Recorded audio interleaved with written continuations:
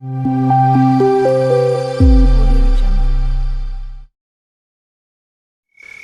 कहानी है झारखंड के एक छोटे से गांव की।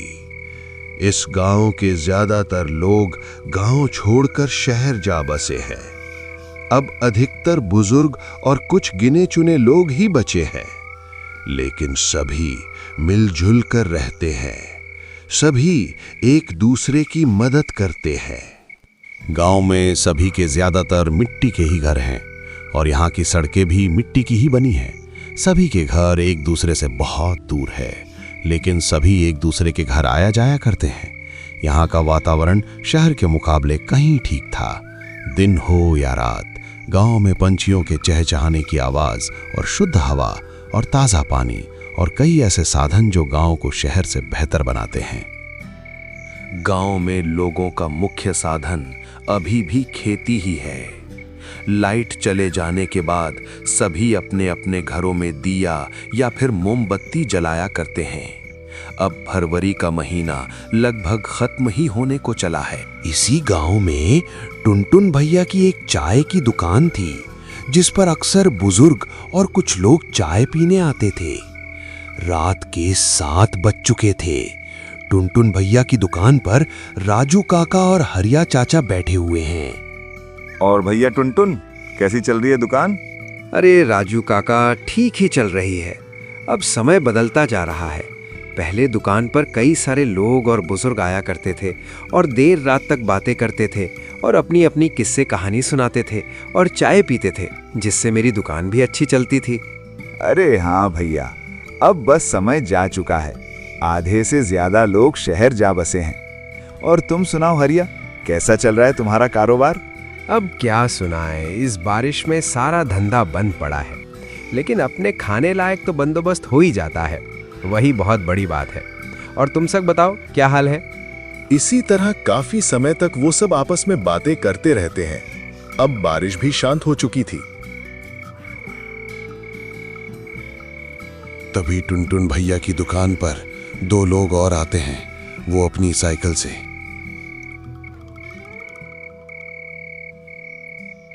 अरे टुनटुन भैया, 2 कड़क चाय लगाओ, एक मेरे दोस्त के लिए और एक मेरे लिए। इस ठंडे बारिश के मौसम में यहाँ चाय की टपरी पर बैठकर चाय पीने में और थोड़ी गपशप करने में जो मजा है वो और कहीं नहीं है भैया। बिल्कुल ठीक कहा बेटा तुमने। आओ बैठो और चाय का आनंद लो। अरे राजू काका, आप भी यहाँ हो? मैंने तो आपको देखा ही नहीं। चलो इसी बहाने आपसे भी थोड़ी बातें हो जाएंगी। और बताओ राजू काका, आपका काम धंधा कैसा चल रहा है? अरे बेटा, क्या बताऊं, इस बारिश ने तो सभी का हाल बेहाल कर रखा है। जो भी फसल थी सभी बारिश में नष्ट हो गई। अब खेतों में थोड़ी बहुत सब्जियां लगाते हैं और उन्हें बाजार बेचकर ही हमारा घर चल पाता है। अरे काका, चिंता मत कीजिए। जीवन में उतार चढ़ाव तो होते ही रहते हैं। जीवन को खुलकर आनंद के साथ व्यतीत करना चाहिए। ठीक कहा बेटा तुमने। हमें अपनी शेष बची जिंदगी को हंसी खुशी से जीना चाहिए। धीरे धीरे रात बढ़ती जा रही थी। टुनटुन भैया की चाय में तो स्वाद ही कुछ अलग है। मानो एक घूंट पीते ही जिंदगी के सारे कष्ट समाप्त हो गए हों। इसी स्वाद के लिए तो हम टुनटुन की दुकान पे आते हैं बेटा। काका, हमने आपके बारे में बहुत सुना है कि आपके साथ हकीकत में कई बार विचित्र घटनाएं घटी हैं। क्या वो सब सच है? हाँ बेटा, मेरे साथ हकीकत में कई बार डरावनी घटनाएं घटी हैं। क्या तुम वो सुनना चाहोगे? अरे हाँ काका, बारिश के इस ठंडे मौसम में यहाँ चाय की टपरी पर बैठकर चाय पीने में और आपकी डरावनी कहानी सुनने में तो और भी ज्यादा मजा आएगा। अरे हाँ काका, जरूर सुनाओ, बहुत मजा आएगा। चलो फिर, तुम इतनी जिद कर ही रहे हो तो मैं तुम्हें अपने साथ घटित एक डरावनी और विचित्र कहानी सुना ही देता हूं। लेकिन डरना मत।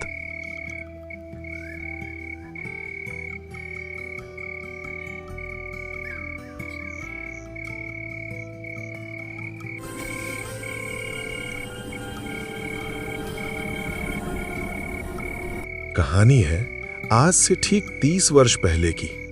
जब मैं गांव से कुछ दूर शहर में एक दफ्तर में काम करता था। रेलवे स्टेशन पर आखिरी ट्रेन आई, जिसमें से मैं और एक और आदमी उतरे, जो कि कुछ अजीब था। मुझे कुछ समझ नहीं आ रहा था। आज स्टेशन के बाहर कोई भी घर जाने का साधन नहीं था। ऊपर से बारिश का मौसम बना हुआ था।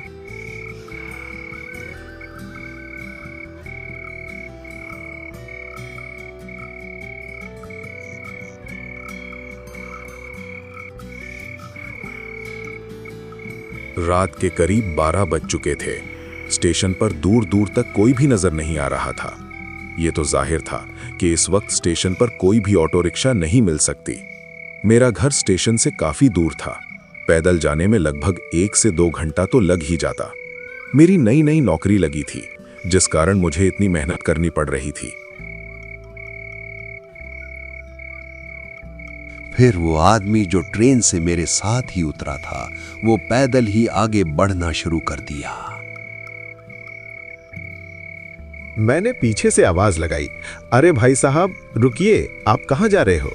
अरे भाई, यहाँ खड़े रहने से तो बढ़िया ही है कि मैं पैदल ही अपने घर पहुँच जाऊँ। भले ही थोड़ा समय लगे, लेकिन यहाँ रुकने से तो अच्छा ही है। मेरा गांव शामपुर यहाँ से लगभग 10 किलोमीटर दूर है। और आपको कहाँ जाना है? अरे भाई, जाना तो मुझे भी शामपुर ही है, पर शामपुर का ये रास्ता तो जंगल से होकर जाता है ना। पैदल इतनी दूर अंधेरी रात में जाना क्या ठीक रहेगा? अरे भाई, अगर तुम इन बातों पर विश्वास करते हो तो तुम मूर्ख हो। मैं तो इन बातों पर बिल्कुल भी भरोसा नहीं करता। तुम्हें भी शामपुर ही जाना है तो चलो फिर मेरे साथ, दोनों साथ मिलकर चलते हैं। वो व्यक्ति ये बहुत बोल तो रहा था, लेकिन मेरा उस व्यक्ति पर विश्वास करना मेरे लिए सबसे बड़ी भूल हो गई। मैंने उस व्यक्ति की बातों पर विश्वास कर लिया और उसके साथ गांव जाने के लिए हाँ कर दी। चारों तरफ अंधेरा ही अंधेरा। आसमान में बिजली कड़कने के साथ एक अलग ही सन्नाटा था। बारिश भी धीरे धीरे अपनी रफ्तार बढ़ा रही थी। बारिश की बूंदें भी अब बदन पर सुई चुभना सा लग रही थीं, पर हम दोनों आगे बढ़ते ही चले जा रहे थे।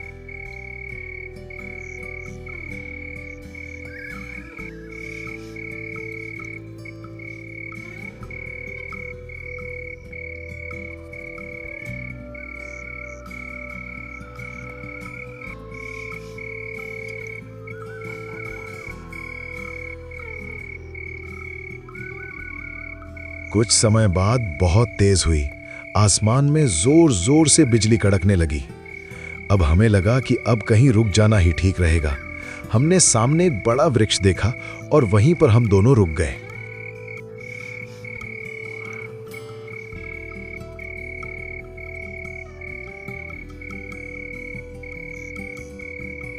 वैसे भाई साहब, आपने बताया नहीं आपका क्या नाम है और आप कहां से आ रहे हो?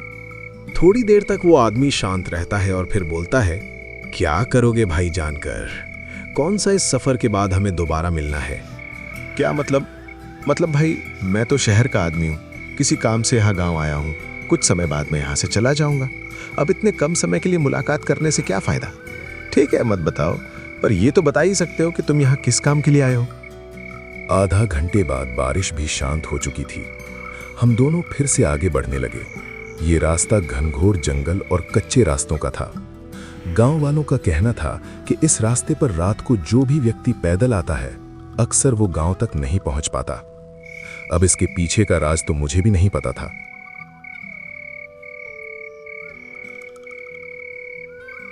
बारिश पड़ने के कारण जंगल में काफी ठंडी ठंडी हवाएं चल रही थीं और पैदल चलने में भी काफी मजा आ रहा था। लेकिन जंगल से आने वाली जंगली जानवरों की आवाज कहीं ना कहीं मुझे भयभीत सा कर रही थी। ये व्यक्ति मुझे कुछ अजीब सा लग रहा था, क्योंकि ये ना ही मुझे अपना पता बताना चाहता था और ना ही ये मुझसे बातें करना चाहता था। ये सिर्फ मेरे साथ आगे बढ़ता ही चला जा रहा था।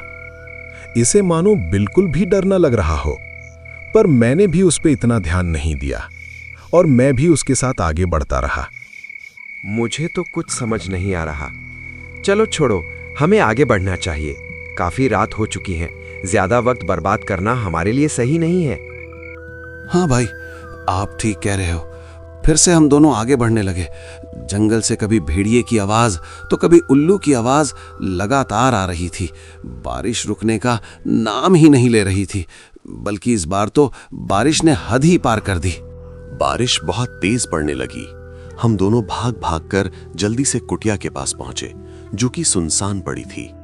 उसमें कोई नहीं था, लेकिन हमने अंदर जाना उचित नहीं समझा, इसलिए हम दोनों बाहर ही खड़े रहकर बारिश रुकने का इंतजार करते रहे।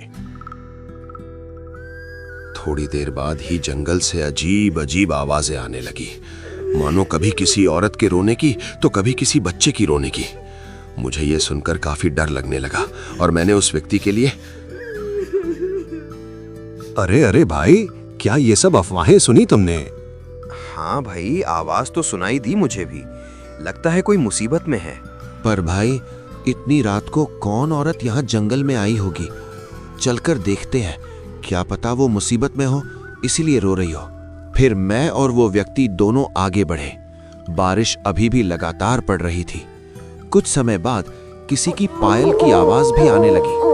हम दोनों ने धीरे धीरे उस आवाज का पीछा करा। चारों ओर जंगली जानवरों की आवाज और काला अंधेरा और बिजली की आवाज के साथ साथ ये सभी आवाजें। मुझे कुछ ठीक नहीं लग रहा। मैंने उस व्यक्ति से कहा, अरे भाई साहब, मुझे ये सब कुछ ठीक नहीं लग रहा, हमें यहीं रुक जाना चाहिए। कुछ देर तक उस व्यक्ति का कुछ जवाब नहीं आया और जब मैंने पीछे मुड़कर देखा तो वो व्यक्ति कहीं नहीं था। ये देखकर तो मेरी रूह कांप गई। मुझे बहुत डर लगने लगा।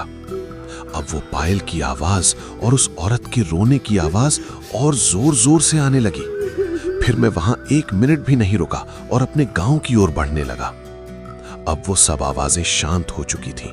मैं अपने तेज कदमों से आगे बढ़ते जा रहा था। तभी सामने फिर से मुझे वही अजीब बोर्ड दिखता है जो कि मुझे शुरुआत में दिखा था। मैं ये देखने के बाद अचंभित रह गया, क्योंकि जो बोर्ड जंगल के शुरुआत में था वो जंगल के इतने अंदर आने के बाद दोबारा कैसे आ गया? मुझे अब सच में बहुत डर लगने लगा। थोड़ी देर बाद फिर से उस औरत के रोने की आवाज आने लगती है और लग रहा था वो मुझे मेरा नाम लेकर पुकार रहा है।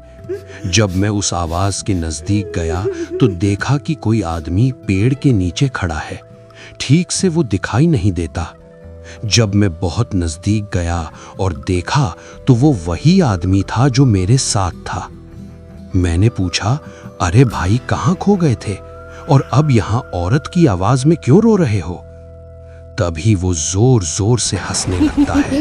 तभी बिजली की एक तेज गड़गड़ाहट के साथ आसमान में रोशनी सी होती है, जिससे वो व्यक्ति अपने असली रूप में आ जाता है और जोर जोर से हंसने लगता है।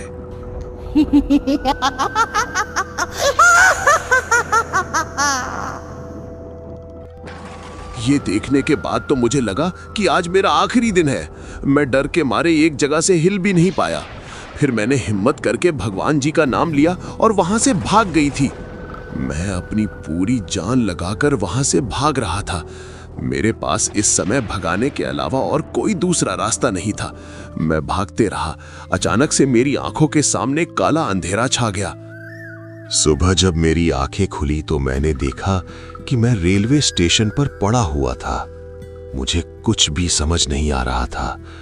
मैं वहां से तुरंत ऑटो पकड़कर अपने घर वापस आ गया और फिर मैंने कभी भी उस दफ्तर में रात की ड्यूटी नहीं की और आज भी मैं उसे स्टेशन पर रात को जाने से बहुत डरता हूं। उस दिन के बाद मैं रात को ना ही उस स्टेशन की तरफ गया और ना ही रात की ड्यूटी की।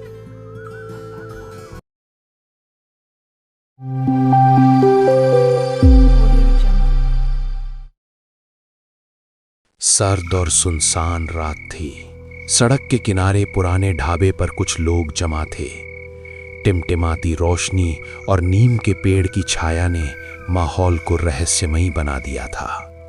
चाय की भाप के साथ साथ हवा में डर का धुआं भी खुला हुआ था। चारपाई पर बैठे लोग चाय पी रहे हैं। अरे सुना तुम लोगों ने? चौधरी के कुएं के पास फिर वही औरत दिखी है, सफेद साड़ी में, खुले बाल, बिल्कुल चुपचाप खड़ी।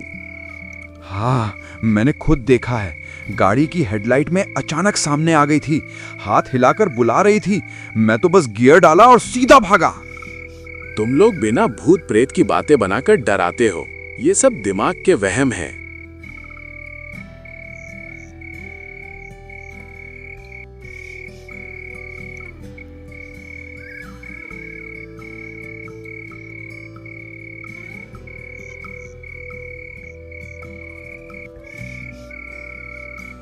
काका, सबको वहम हो सकता है क्या? गांव में बुजुर्ग बताते हैं उस कुएं में पहले किसी औरत की लाश मिली थी। उसी की आत्मा है जो आज भी भटक रही है। अचानक ढाबे के बाहर नीम के पेड़ से कौवा जोर से कांव कांव करने लगता है।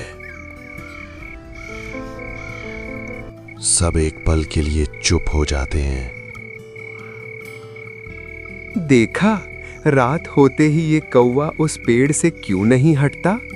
वहां जरूर कुछ छुपा है, कुछ ऐसा जो इंसान नहीं हो। कहते हैं जो उस औरत को देख ले उसके साथ कोई न कोई हादसा जरूर होता है। बस करो अब और चाय पियो, नहीं तो ये ढाबा भी भूतिया कहानियों का अड्डा बन जाएगा। ढाबे पर सन्नाटा फैल गया था। नीम के पेड़ की सरसराहट और कौवे की कांव कांव जैसे सबको डरा रही थी। टुनटुन, जो हमेशा भूतों को मजाक मानता था, अचानक गंभीर हो गया। उसकी आंखों में हल्की सी दहशत और चेहरे पर डर का साया दिखाई देने लगा। बाकी सब लोग उसकी ओर देखने लगे, मानो वे जानना चाहते हो कि टुनटुन क्यों चुप हो गया। टुनटुन ने धीमे स्वर में कहना शुरू किया, तुम सबको लगता है मैं मजाक कर रहा हूं, पर सच ये है कि उस औरत को मैंने भी देखा है, और बहुत करीब से। सबकी सांसें थम गईं। आग की चिंगारियां मंद पड़ने लगीं और माहौल और भयानक हो गया। टुनटुन ने बताया कि ये बात आज से लगभग 35 साल पुरानी है। तब वो जवान था और रात रात भर ग्राहकों को चाय पिलाया करता था। एक रात जब आधी रात बीत चुकी थी तो सड़क पर एक सफेद साड़ी पहनी औरत आई। उसके चेहरे पर अजीब सन्नाटा था। आंखें लाल चमक रही थीं और उसके गीले गीले बाल ऐसे लग रहे थे जैसे अभी अभी कुएं से निकली हो। वो ढाबे के सामने आकर खड़ी हो गई और बिना कुछ कहे बस मुझे घूरती रही। फिर क्या हुआ? मैंने हिम्मत करके पूछा, कौन हो तुम? लेकिन उसने कोई जवाब नहीं दिया, बस हाथ उठाकर मुझे उसी नीम के पेड़ की तरफ इशारा किया। टुनटुन की आवाज कांप रही थी। उसने बताया कि औरत धीरे धीरे नीम के पेड़ की तरफ बढ़ने लगी। उसके पांव जमीन को छू भी नहीं रहे थे, बस हवा में तैरते हुए आगे बढ़ रहे थे। अचानक जैसे ही वो पेड़ के पास पहुंची, उसने चीख मारकर अपने लंबे लंबे बाल हवा में बिखेर दिए। चीख इतनी भयानक थी कि टुनटुन का सीना फटने को आ गया। उसके बाद वो औरत गायब हो गई। बस नीम के पेड़ के नीचे ताजा खून की बूंदें टपक रही थीं। टुनटुन चुप हो गया। ढाबे पर बैठे सभी लोग सहर गए। कोई हिम्मत करके बाहर झांक भी नहीं पा रहा था। गांव से कुछ दूर छोटे से घर में पति पत्नी के बीच झगड़ा हो रहा था। पूजा का माहौल था, लेकिन जिद और भूख ने रिश्ते में तनाव भर दिया। इसी झगड़े के बाद विनोद ढाबे की ओर निकल पड़ा, जहां भूतों की कहानियों की गूंज उसकी रात बदलने वाली थी। सुन रहे हो विनोद, मुझे आज मटन चाहिए। मुर्गा लाओ वरना मैं खाना नहीं खाऊंगी। अरे सुन, आज से माँ दुर्गा की पूजा शुरू हो रही है। इस पावन समय में मांस खाना पाप है। सब लोग घरों में व्रत रखते हैं और तू कह रही है मुर्गा खाने को? हाँ तो क्या हुआ? मुझे भूख लगी है, मेरी इच्छा है। रोज रोज वही दाल चावल से मन भर गया है। तू चाहे कुछ भी कह ले, मुझे तो आज मटन ही चाहिए। समझने की कोशिश कर, ये धर्म का सवाल है, पूजा का समय है। ऐसे में ये सब खाना ठीक नहीं। तुम्हें मेरी परवाह नहीं, पूजा पाठ ही सब कुछ है। मैं कह रही हूँ मुझे चाहिए, चाहिए मतलब चाहिए। ठीक है, तू जैसा चाहे कर। मैं तो जा रहा हूँ ढाबे पर, वहां बैठूंगा, चैन की चाय पीऊंगा। विनोद गुस्से और थकान में ढाबे की ओर चल पड़ा। रास्ते भी नीम के पेड़ की छाया और ठंडी हवा ने उसके मन में हल्की सी घबराहट डाल दी। लेकिन ढाबे पर पहुंचकर जब उसने गांव वालों को भूत की कहानी सुनते देखा तो उसकी सारी बेचैनी धीरे धीरे डर में बदलने लगी। अरे विनोद भाई, आओ आओ, बाहर तो तूफान है, बैठो चाय पियो। हाँ भानु, दिल तो घर पर और भारी हो गया था, सोचा यहाँ आ जाऊं। भारी होना लाजमी है बेटा, जब दिल पर किसी अनकही छाया का असर हो। सबकी नजरें टुनटुन पर टिक जाती हैं। काका, आप फिर वही पुरानी औरत वाली कहानी सुनाने वाले हैं क्या? कहानी नहीं है, ये उस औरत का सच है। लोग कहते हैं वो आज भी इसी रास्ते पर भटकती है। विनोद चुपचाप बैठा, सब सुन रहा था। अजीब बात यह थी कि कहानी में जो औरत थी उसकी आदतें हूबहू उसकी पत्नी से मिल रही थीं। उसका मन कांप गया। उसे लगा जैसे रामलाल की बातें सीधे उसकी जिंदगी से जुड़ी हों। बरसों पहले पूजा के पहले दिन एक औरत ने अपने पति की बात नहीं मानी। उसने मां दुर्गा की आराधना के दिन भी मांस की जिद की। पति ने लाख समझाया पर वो नहीं मानी और फिर सब लोग चौंक कर बाहर देखते हैं। ढाबे पर एक पल को सन्नाटा छा जाता है और फिर उसी रात उसकी चीखें खेतों से गूंजी। सुबह मिली तो अधजली लाश और आंखें अब भी खुली थीं। तब से लोग कहते हैं उसकी आत्मा भूखी है। पूजा के दिनों में वो किसी न किसी पर हावी हो जाती है। विनोद के हाथ कांपने लगे। उसकी पत्नी की जिद और रामलाल की कहानी एक दूसरे में घुलती जा रही थी। उसके मन में डर बैठ गया, कहीं ये सब संयोग नहीं, संकेत तो नहीं।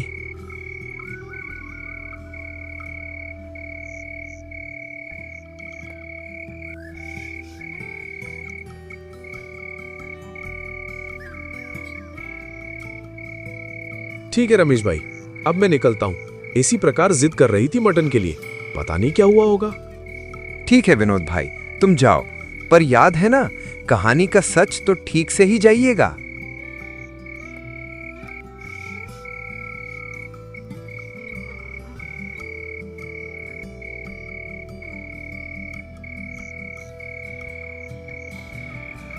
घर के अंदर लालटेन जल रही है। विनोद की पत्नी शारदा जिद में बैठी है, हाथ बांधकर गुस्से में। मुझे मटन चाहिए, आज ही चाहिए। पूजा व्रत का बहाना मत बनाओ विनोद। अरे समझ नहीं रही, आज से माँ दुर्गा का पूजन शुरू हुआ है। ऐसे दिन मांसाहार करना पाप है। पाप? मुझे किसी पाप का डर नहीं, मेरा हक है और मुझे वही चाहिए। विनोद हैरान था। शारदा की आंखों में अजीब सी चमक थी, जैसे कोई और उसके भीतर बोल रहा हो। वो अकेली नहीं थी, उसके चारों ओर एक अनदेखी परछाई मंडरा रही थी। विनोद के बूढ़े पिता लाठी के सहारे अंदर आते हैं।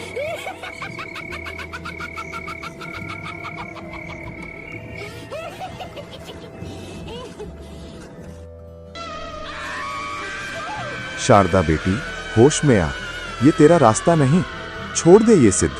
चुप, अब तेरा खून ही मेरी भूख मिटाएगा। अचानक शारदा की आंखें पूरी तरह काली हो जाती हैं, उसके बाल खुले में बिखर जाते हैं। एक झटके से वो अपने ससुर पर झपट पड़ती है। लाइट की लौ बुझे बिना जोर से डगमगा जाती है। विनोद की आंखों के सामने उसका पिता गिर पड़ा। शारदा के चेहरे पर खून की छींटें थीं, लेकिन उसकी मुस्कान अब इंसानी नहीं थी। विनोद समझ गया, उसकी पत्नी अब वही भूखी आत्मा बन चुकी थी जिसकी दास्तान ढाबे पर सुनाई जा रही थी।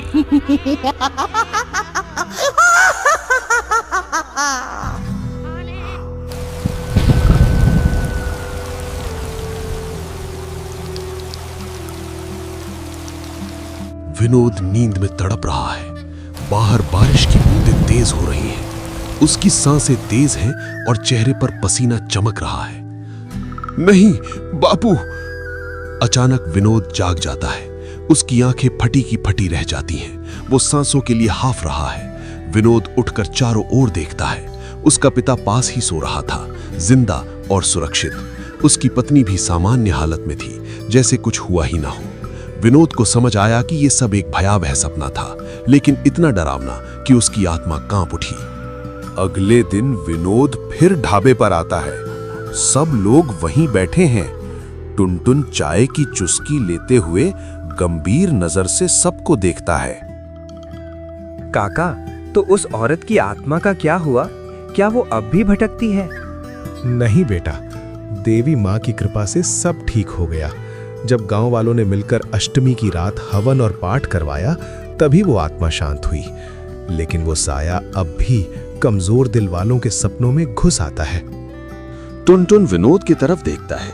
विनोद घबरा जाता है, जैसे वो जान गया हो कि कल रात का सपना केवल उसका नहीं, उस आत्मा का असर था। विनोद के मन में डर और सवाल दोनों उमड़ने लगे।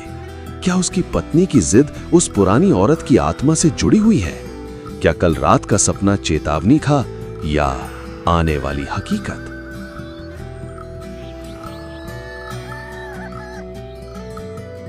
विनोद घर में बैठा है। उसकी पत्नी शारदा रसोई में काम कर रही है, लेकिन उसकी हरकतें अजीब हैं। वो बर्तनों को गुस्से से पटक रही है और खुद से बड़बड़ा रही है। मुझे रोका क्यों जाता है? मैं जो चाहूंगी वही खाऊंगी, वही करूंगी। विनोद चौंक कर उसे देखता है। उसकी आंखें पल भर को अजीब काली चमक लेती हैं, फिर अचानक सामान में हो जाती हैं। ये सपना नहीं था, कुछ तो गड़बड़ है। विनोद का शक और गहरा गया। उसे लगा कि उसकी पत्नी के पीछे कोई और शक्ति काम कर रही है। सच्चाई जानने के लिए वो उसी रात फिर ढाबे की ओर निकल पड़ा। ढाबे पर वही माहौल, लालटेन जल रही है, लोग बैठे हैं। रामलाल अपने पुराने अंदाज में धीरे धीरे बात कर रहा है। विनोद वहां पहुंचकर सीधे उसके पास बैठ जाता है। रामलाल काका, वो औरत की आत्मा वाली कहानी, मुझे सब सच सच बताओ। क्यों विनोद, तू इतना परेशान क्यों है? तेरी आंखें बता रही हैं कि तूने कुछ देखा है। काका, मेरी घरवाली उसके अंदर कुछ तो है। उसकी आंखें कभी कभी बदल जाती है और उसके शब्द उसी औरत जैसे लगते हैं। सन्नाटा छा जाता है। बाकी लोग भी डर से एक दूसरे की ओर देखने लगते हैं। तो सच वही है बेटा, वो आत्मा अब भी चैन से नहीं है। शायद उसने तेरी पत्नी को अपना जरिया बना लिया है। विनोद के रोंगटे खड़े हो गए। रामलाल की बातें सुनकर उसे लगा मानो उसकी पूरी दुनिया बिखर रही है। अब उसे यकीन हो चुका था, उसकी पत्नी सिर्फ इंसान नहीं रही, बल्कि उस भूखी आत्मा का रास्ता बन चुकी है। ढाबे पर सन्नाटा है। बाहर बारिश और तूफान तेज हो चुका है। लालटेन की लौ डगमगा रही है। विनोद बेचैन बैठा है और रामलाल गहरी नजर से उसकी ओर देख रहा है। बाकी लोग चुपचाप कान लगाए हुए हैं।